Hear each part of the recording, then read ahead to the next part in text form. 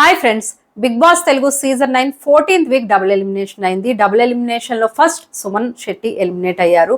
Suman Shetty south ఇండియాలో well known comedian and actor. Last 20 years గా తెలుగు సినిమాలో ఆడియన్స్ ని ఎంటర్టైన్ చేస్తున్నారు. తెలుగు, తమిళ్, కన్నడ లాంగ్వేజెస్లో 100+ మూవీస్లో యాక్ట్ చేసి కామెడీ రోల్స్తో స్పెషల్ ఐడెంటిటీ అనేది క్రియేట్ చేసుకున్నారు. 2025లో బిగ్ బాస్ తెలుగు సీజన్ 9లో ఎంట్రీ ఇవ్వడంతో ఫ్యాన్స్ కి బిగ్ సర్ప్రైజ్ ఇచ్చారు. సుమన్ శెట్టి మిర్యాలగూడలో మిడిల్ క్లాస్ ఫ్యామిలీలో పుట్టారు. చైల్డ్హుడ్ నుంచి మూవీస్ అంటే చాలా ఇంట్రెస్ట్ ఉండేది. ఫ్రెండ్స్ అండ్ ఫ్యామిలీ ముందు కామెడియన్స్ ఇమిటేట్ చేసేవారు. ఫిలిం ఇండస్ట్రీలో నో బ్యాక్గ్రౌండ్ సపోర్ట్ లేకుండా own talent and hard work తో ఇండస్ట్రీలో ప్లేస్ అనేది సంపాదించుకున్నారు. సుమన్ శెట్టి కెరీర్ 2002లో జయం మూవీతో స్టార్ట్ అయింది. చిన్న రోల్ అయినా ఆడియన్స్ కి స్ట్రాంగ్ ఇంప్రెషన్ అనేది ఇచ్చారు. 7/G బృందావన్ కాలనీ ఈ మూవీలో comedy plus emotional performance audience ని టచ్ చేసింది. సుమన్ శెట్టి యాక్ట్ చేసిన పాపులర్ మూవీస్ ఏంటంటే జయం, 7/G Brindavan colony, Sankranti, happy, Annavaram. ఈ మూవీస్ లో Suman Shetty comedy scenes highlight గా ఉంటాయి.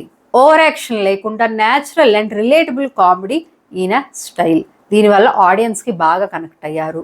సౌత్ ఇండియాలో స్ట్రాంగ్ ఫ్యాన్ బేస్ అనేది బిల్డ్ చేసుకున్నారు. సుమన్ శెట్టి వైఫ్ పేరు నాగా భవానీ. చాలా సింపుల్ అండ్ గ్రౌండెడ్ పర్సన్ గా అందరికీ తెలుసు. యాక్టింగ్ కాకుండా కుకింగ్ అంటే చాలా ఇంట్రెస్ట్ ఉండేది సుమన్ శెట్టికి. ఫేమ్ వచ్చిన తర్వాత కూడా డౌన్ టు ఎర్త్ నేచర్ అనేది మెయింటైన్ చేశారు సుమన్ శెట్టి. 2025లో బిగ్ బాస్ తెలుగు సీజన్ 9లో కంటెస్టెంట్ గా వచ్చారు. అసలు సుమన్ శెట్టి బయట రియల్ లైఫ్ లో ఎలా ఉన్నారో మనకి తెలియదు. ఈ మధ్య మూవీస్ లో కూడా ఎక్కువ యాక్ట్ చేయలేదు. చాలా రోజుల తర్వాత బిగ్ బాస్ స్క్రీన్ మీద చూసాం సుమన్ శెట్టిని. వచ్చిన ఫస్ట్ 2 weeks చాలా సైలెంట్ గా ఉన్నారు. అసలు no screen space.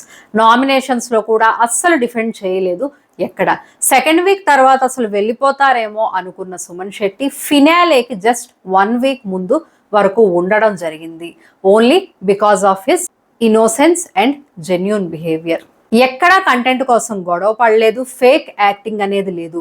Third week నుంచి టాస్క్ చాలా బాగా ఆడారు. హౌస్ బయట చాలా సపోర్ట్ వచ్చింది సుమన్ శెట్టికి.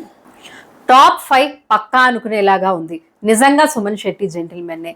ఫిమేల్ కంటెస్టెంట్స్ ని సిస్టర్ అనే పిలిచేవారు. చాలా రెస్పెక్ట్ఫుల్ గా ఉన్నారు హౌస్ లో.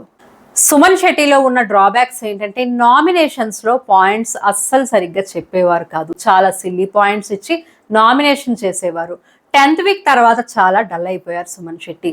హౌస్ బయట కూడా అప్పటి వరకు ఉన్న హైప్ అనేది తగ్గుతూ వచ్చింది. 11th వీక్ నుంచి అనుకున్నదే సుమన్ శెట్టి ఎలిమినేట్ అయిపోతారు అని. టాస్క్ లో ఎఫర్ట్ అనేది తగ్గిపోయింది. హౌస్ లో ఇన్వాల్వ్మెంట్ లేదు. ఓన్లీ భరణితో మాత్రమే ఉండేవారు. టాస్క్ కూడా ఆడలేదు ఎక్కువ. టికెట్ టు ఫినాలే అండ్ ఈ వీక్ సెకండ్ ఫైనలిస్ట్ కోసం అయిన ఏ టాస్క్ లో కూడా సుమన్ శెట్టి పర్ఫార్మెన్స్ అనేది ఎక్కువ లేదు. సుమన్ శెట్టి నుంచి కామెడీ ఎక్స్పెక్ట్ చేసినా ఎక్కడ అంత కామెడీ అయితే కనిపించలేదు. మేబీ హౌస్ లో ఎక్కువ ఇన్వాల్వ్ అయి ఉంటే టాప్ 5కి వెళ్ళేవారేమో.